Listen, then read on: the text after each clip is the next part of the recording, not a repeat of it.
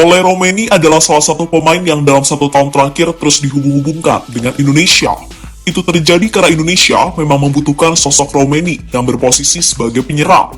Namun sampai saat ini belum ada kejelasan soal nasib Romeni, apakah bakal bergabung dengan Indonesia atau tidak. Tapi jika melihat situasi sekarang, tampaknya sangat sulit melihat Romeni berseragam timnas. Bahkan hal ini sudah disampaikan langsung oleh Arya Sinulinga selaku Exco PSSI. Semua pasti tahu jika salah satu kelemahan timnas Indonesia terletak pada lini serang mereka. Hal itulah yang membuat Sinteyong terus berusaha untuk mengatasi kelemahan tersebut. Salah satu usaha yang dilakukan oleh STY adalah mengajak salah satu rekannya di Korea, yakni Yong Ki-hun, untuk bergabung dengan timnas. Yong Ki-hun diajak untuk menjadi pelatih bagi striker timnas Garuda. Hal itu terpaksa dilakukan karena sampai saat ini Sinteyong selalu kesulitan mencari pemain keturunan berposisi striker.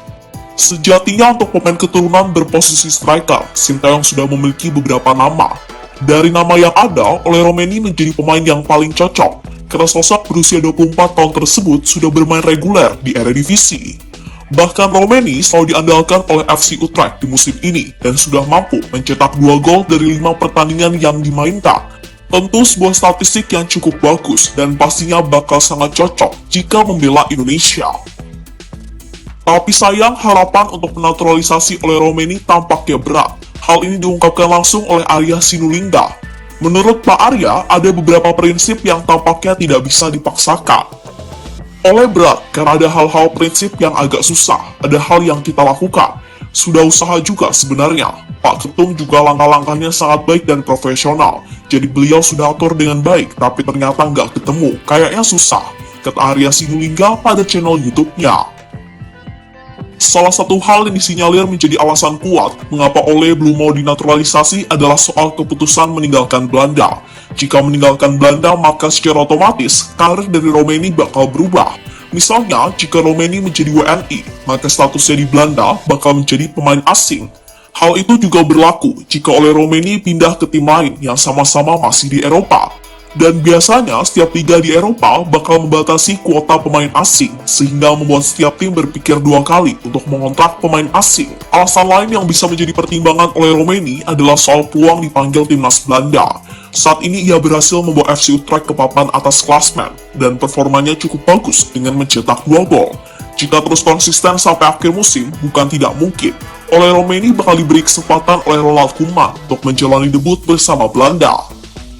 Wajar jika Ole memilih menunggu timnas Belanda, karena saat ini masih ada kesempatan untuk bergabung. Namun sekali lagi, hal ini akan sangat berbeda jika Romeni lebih memilih Indonesia ketimbang Belanda. Jika memilih Indonesia, maka Romeni bisa langsung menjalani debut, karena persaingan di timnas Indonesia lebih ringan dibandingkan dengan timnas Belanda. Dan pesan untuk Ole, kesempatan membela Indonesia tidak datang 2 kali, karena di masa yang akan datang, bisa saja Indonesia sudah mendapatkan striker yang tepat. Situasi Ole Romeni sebenarnya sangat mirip dengan apa yang dialami oleh Emil Audero Mulyadi. Hanya bedanya ayah Ole tidak sombong dan koar-koar meremehkan timnas Indonesia. Dari dulu, Emil Audero adalah pemain yang selalu menantikan panggilan timnas Italia, namun sampai saat ini panggilan tersebut belum datang juga. Momen ini bisa juga dirasakan oleh Romeni jika masih terus mengharapkan timnas Belanda. Karena jujur saja, persaingan di timnas Belanda sangatlah ketat, karena di sana ada banyak pemain yang berumput bersama tim-tim top Eropa.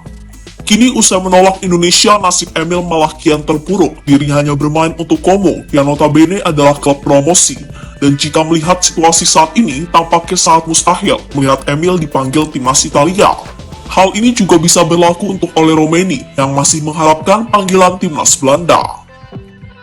Dengan apa yang sudah terjadi, maka bagi fans Garuda stop untuk mengemis kepada Ole agar mau membela timnas, karena hati dan keinginan sang pemain tak bisa dipaksakan. Lagian, itu juga hak dari Ole Romeni, apakah mau membela Belanda atau Indonesia. Maka dari itu, mari menjaga harga diri bangsa Indonesia sebagai sebuah negara yang besar dan tidak mengemis ke pemain agar mau bergabung. Karena sehebat-hebatnya Ole Romeni, pastinya masih kalah dengan kebesaran bangsa Indonesia. Untuk sementara, Sinteyong bisa mengandalkan striker yang saat ini dimiliki seperti Erling Caraka, Dimas Derajat, Rafael Struijk, hingga Ramadan Sananta. Lagian dalam beberapa laga terakhir, pemain-pemain tersebut sudah mulai menunjukkan taringnya bersama klub yang dibela. Misalnya Erling Caraka yang dalam pertandingan terakhir berhasil mencetak 2 gol bersama PSS Sleman.